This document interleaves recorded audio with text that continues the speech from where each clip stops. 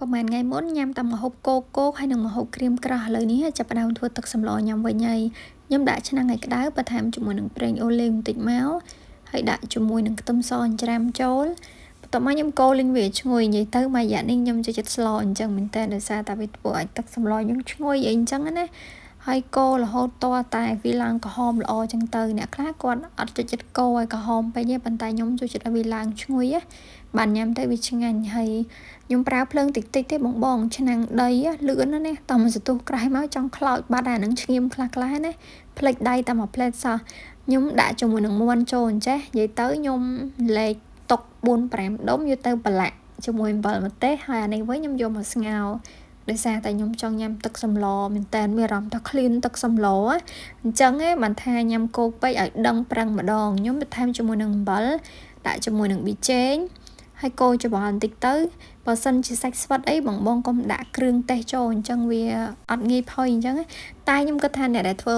ម្ហូបគឺគាត់ដឹងហើយជាពិសេសអ្នកដែលគាត់អាសាចូលចក្រានគឺគាត់ដឹងតិចហ្នឹងហើយបងប៉ុន្តែខ្ញុំពេលដែលខ្ញុំនិយាយទៅខ្ញុំមិនដឹងថាគួរនិយាយអីអញ្ចឹងហើយបាទខ្ញុំតែងតែប្រាប់ពីរបៀបធ្វើរបស់ខ្ញុំអញ្ចឹង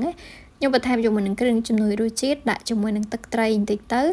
ហើយបិទគម្របប្រើភ្លើងតិចហើយកំពុងតែធ្វើហ្នឹងលេងមេឃភ្លៀងអញ្ចឹងហើយក៏ចេញទៅយកវ៉ាន់យកកៅអៅទុកអីអញ្ចឹងណានិយាយថាមួយរយៈនេះណាភ្លៀងខ្លាំងមែនតើហើយបើនិយាយពីខ្យល់វិញខ្យល់ខ្លាំងក៏ខ្លាំងមិនធម្មតាដែរឥឡូវនេះសម្លរបស់ខ្ញុំចាប់ផ្ដើមពុះហើយខ្ញុំបានគៀបពពុះចេញខ្លះអីចឹងទៅបន្ទាប់មកទៀតខ្ញុំមិនដឹងថាមានបងណាធ្លាប់ស្ងោរដូចខ្ញុំអត់ទេដោយសារតែខ្ញុំអត់មានបន្លែអញ្ចឹងហើយខ្ញុំក៏យកស្ពៃកញ្ញាញ់ហ្នឹងមកធ្វើជាបន្លែតែម្ដងទៅដោយសារតែក្នុងទូគឺអត់មានអីសោះហ្មងឥឡូវនេះម្ហូបរបស់ខ្ញុំគឺចាប់ផ្ដើមរួចរាល់ហើយពេលដែលខ្ញុំដាក់ដើមខ្ទឹមហ្នឹងខ្ញុំភ្លេចថតអីចឹងហើយខ្ញុំបានធ្វើជាមួយនឹងជ្រក់ទឹកប្រហុកដែរមិនថាស្ងោរមាន់ជាមួយល្ហុងឬក៏ស្ងោរមាន់ធម្មតាខ្ញុំដឹងទៅធ្វើជ្រក់ទឹកប្រហុកអញ្ចឹងបងនិយាយទៅគឺឆ្ងាញ់មែនតើហើយពេលដែលយើងញ៉ាំគឺអត់តលាន់ទេឲ្យយើងញ៉ាំបានច្រើនញ៉ាំបានយូរទៀតហើយម្ហូបមួយមុខទៀតហ្នឹងសាច់គោខ្ញុំប្រឡាក់អាំងជាមួយអំបិលម្ទេសពីញ៉ាំបាយថ្ងៃហើយឥឡូវនេះមាននំមានអីទៀតហើយណាដោយសារតែពេលថ្ងៃឡើងអីវាអប់សុកមាត់អញ្ចឹងណាបងអ្នកចូលចិត្តញ៉ាំមិនដឹងថាតនេមាត់គឺអត់បានទេដល់យប់ឡើងខ្ញុំក៏មកថតដើមពេញប៉ោះហើយអានេះវិញវីដេអូចាស់ឲ្យបងឥឡូវកន្លែងហ្នឹងវាយចេញជាដើមម្ទេសវិញហើយដោយសារតែពេញប៉ោះគេបាយយើងហើយប៉ុន្តែមានកន្លែងផ្សេងមានពេញប៉ោះទៀតបន្តែខ្ញុំបានថតទេដោយសារវាអត់ទាន់ផ្លែ